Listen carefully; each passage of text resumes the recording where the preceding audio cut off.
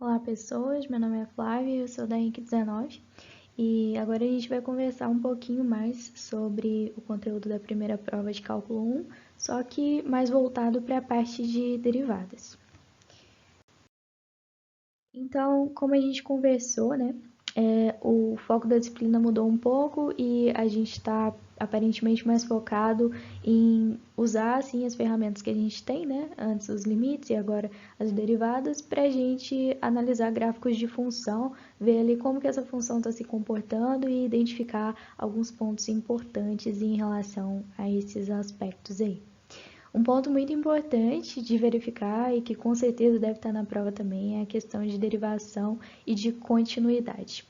É muito importante, né, quando eu tenho uma determinada função e principalmente quando essa função é definida em mais de um pedaço, em vários intervalos assim, igual no exemplo que a gente tem aqui, eu saber verificar os pontos em que ela é contínua, os pontos em que ela é derivável e qual que é a força, entre aspas, quando eu coloco esses termos, né? Quando eu falo de uma função ser contínua, quando eu falo dela ser derivável e como que eu manipulo isso matematicamente.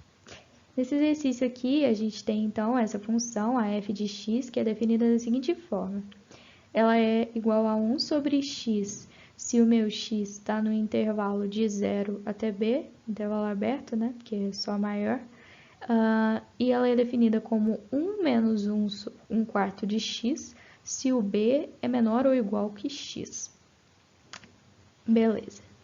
Então, eu tenho dois pedaços aqui, né? Eu tenho a função definida de 0 até b e eu tenho a função definida para depois de b. A letra A está pedindo para eu determinar um valor de b de tal forma que essa função seja contínua em b. E aí eu tenho que lembrar as condições necessárias para que uma função seja contínua. Bom, eu sei que a minha função vai ser contínua, nesse caso em um determinado pontinho, se o que acontecer? Se os limites laterais em relação a esse pontinho forem iguais ao f de b, ao valor da função nesse ponto. Em português, o que isso quer dizer? O limite da f quando eu estou tendendo x a b pela esquerda tem que ser o limite da f quando eu estou tendendo x a b pela direita, que tem que ser igual ao valor da função nesse ponto. O tratamento que eu vou dar aqui é o seguinte. Quando eu faço o x tender a b pela esquerda, eu estou falando de valores de x que são menores do que o valor de b. Então, eu vou pegar a minha função no intervalo lá, né, que está o x entre 0 e b. No x entre 0 e b, a minha função lá era definida como 1 sobre x. Então, eu vou fazer limite de 1 sobre x quando o x tende a b pela esquerda. E aí, eu vou ficar com esse 1 sobre x, valores de b menores que b, né, igual a 1 sobre b. Vou fazer também o limite da f de x quando o x tende a b pela direita. E aí eu estou pegando valores de x, né, que já são maiores do que b. Então, eu não lembro se o sinal da desigualdade estava trocado ali, mas eu estou pegando um x maior ou igual que b. E o que isso significa de maneira geral? Que eu vou pegar a segunda parte da minha função. Eu vou pegar 1 menos 1 quarto de b quando o x tende a b pela direita, que vai dar exatamente 1 menos 1 quarto de b. Aqui a manipulação ficou relativamente simples, né? Porque se os limites laterais têm que ser iguais e eu tenho que encontrar lá um b que satisfaz esses dois pontos, é só simplesmente igualar as duas equações, né? Então, eu tenho o seguinte. Outro ponto também importante, né? O f de b é quando exatamente o x é igual a b, lá naquele ponto anterior, a minha função, quando o x estava definido como sendo igual a b, era definida como 1 menos 1 quarto de b. Então, o f de b tem que ser exatamente igual aos limites laterais. Isso significa que 1 menos 1 quarto de b tem que ser, aqui também está errado, é 1 quarto de b, não é 1 sobre 4b, tem que ser exatamente igual a 1 sobre b. Resolvendo essa equação aqui, que é bem simplesinha, a gente chega que o b tem que ser igual a 2. Então, olha só que interessante. Para que a função seja contínua, num pontinho, os limites laterais têm que ser iguais. Isso só vai acontecer se esse pontinho for o x igual a 2. Então, eu posso definir a função da seguinte forma. A função vai ser 1 sobre x se o x tiver entre 0 e 2, e ela vai ser igual a 2 se o x for maior ou igual que 2. Beleza, vamos para a letra B então. Na letra B, eu quero verificar se essa função é derivável em 2. Para verificar se a função é derivável em 2, um jeito de analisar é eu ver as derivadas laterais. O que é ver a derivada lateral? Eu vou analisar a derivada à esquerda de 2, ou seja, para os valores de x que são menores do que 2, e a derivada à direita de 2, ou seja, para os valores de x que são maiores ou iguais que 2. E aí eu vou fazer a análise daqueles dois pedaços da função que foram definidos anteriormente. Beleza. Fazendo essa análise aqui, a gente já vai aproveitar e explorar algumas técnicas de derivação, né? O que a gente tem, por exemplo? Na derivação lateral pela esquerda de 2, ou seja, pelo x lá entre 0 e 2 na minha função, eu vou ter que derivar o 1 sobre x, né? Por quê? Porque é dessa forma que a função está definida e eu estou querendo saber a derivada lateral de 2, então eu estou querendo saber quando eu tento isso aqui pela esquerda. O d dx de 1 sobre x é uma derivada do expoente, olha só. Se eu observar, isso é a mesma coisa que d dx de x elevado a menos 1. Como que eu derivo isso aqui? Vou passar o expoente multiplicando o x e vou subtrair 1 da minha potência. Então, eu fico com menos 1, que multiplica x elevado a menos 2. Arrumando isso de uma forma mais bonitinha, isso aqui é menos 1 sobre x2. Repara o seguinte, né? A derivada geral dessa função me deu esse valor aqui. Mas o que eu quero saber é quanto vale a derivada lateral, à esquerda nesse caso, em 2.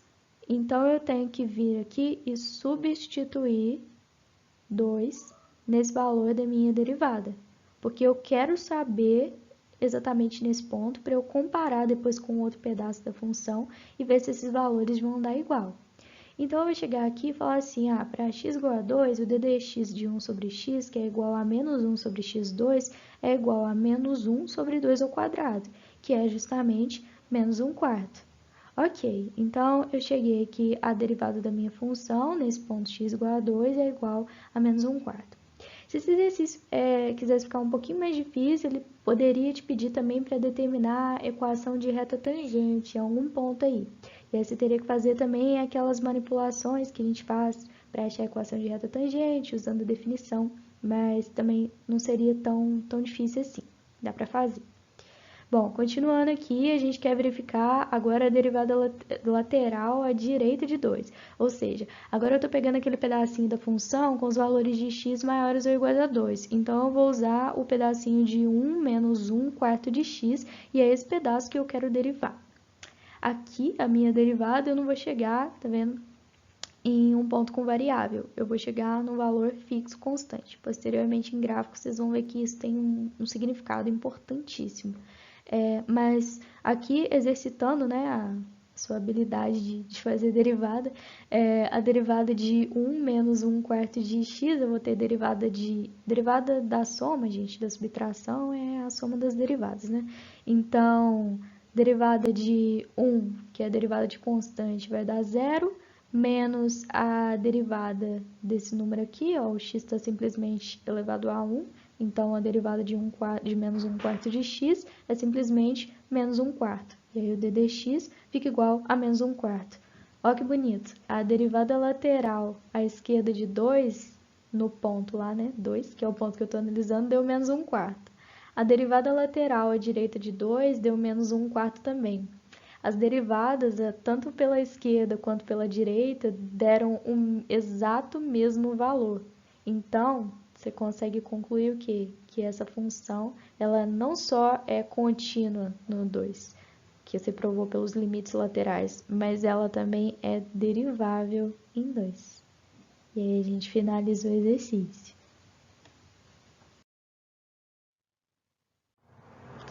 Oi, gente, um outro ponto importante em relação à derivada, que eu acredito que seja muito importante saber trabalhar e que também com certeza deve estar na prova de alguma forma, é mexer com derivadas de funções trigonométricas.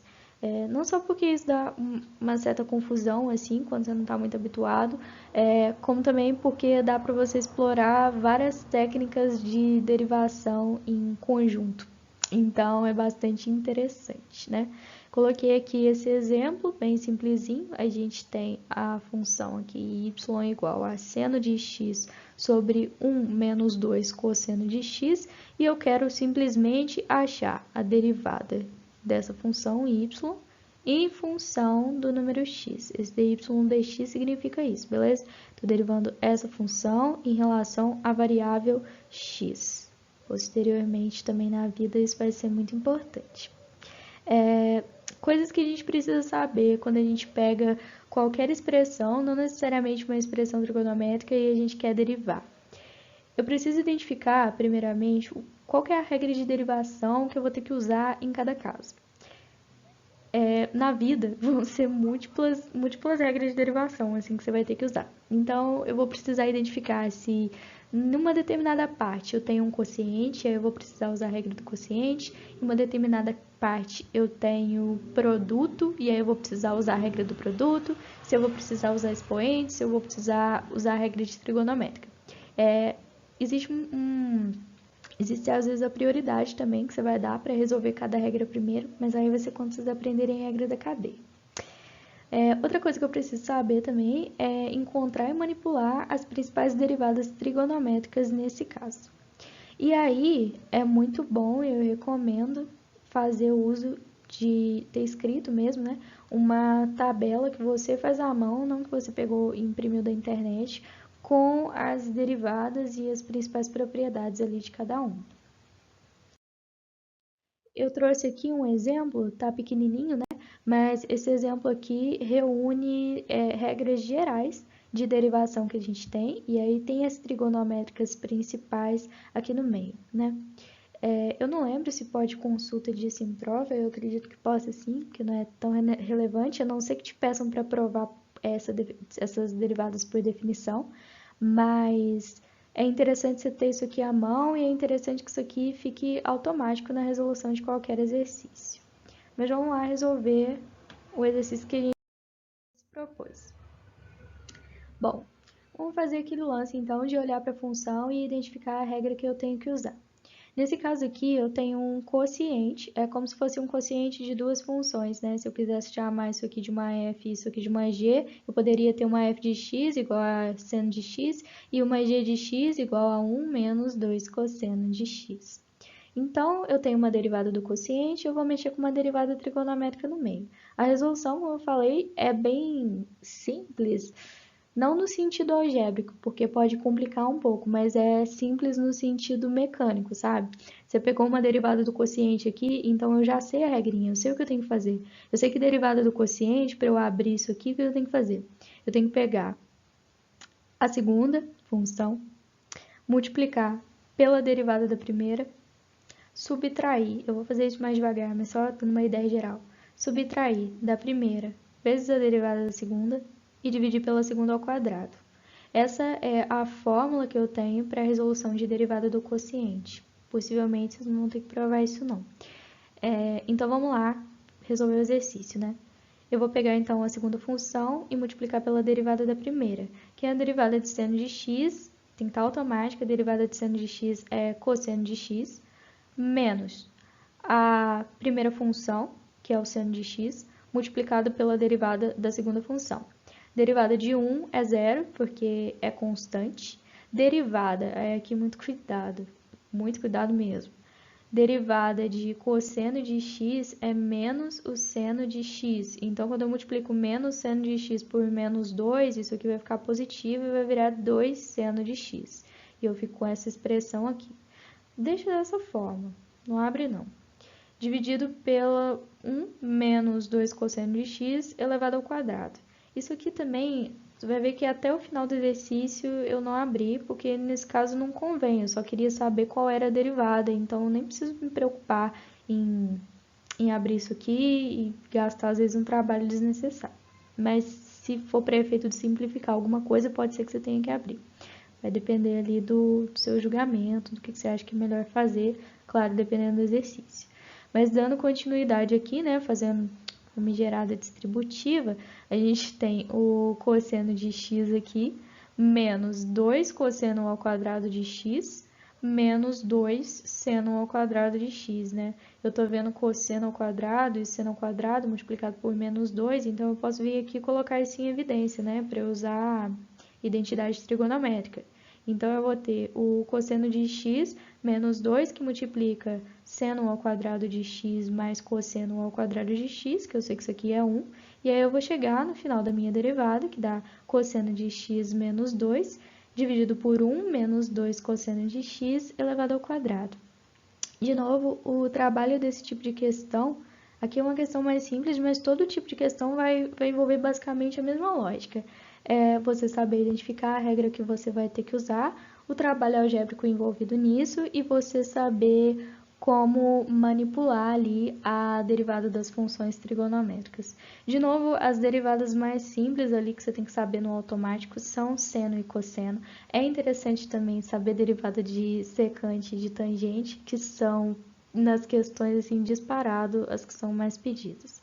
Mas, no geral, é isso. É um método de resolução bem mecânico, identificando a regra, identificando o que você tem que fazer para resolver, a resolução fica relativamente fácil. Só atenção no trabalho algébrico assim, que pode ficar um pouco complexo. Mas é isso.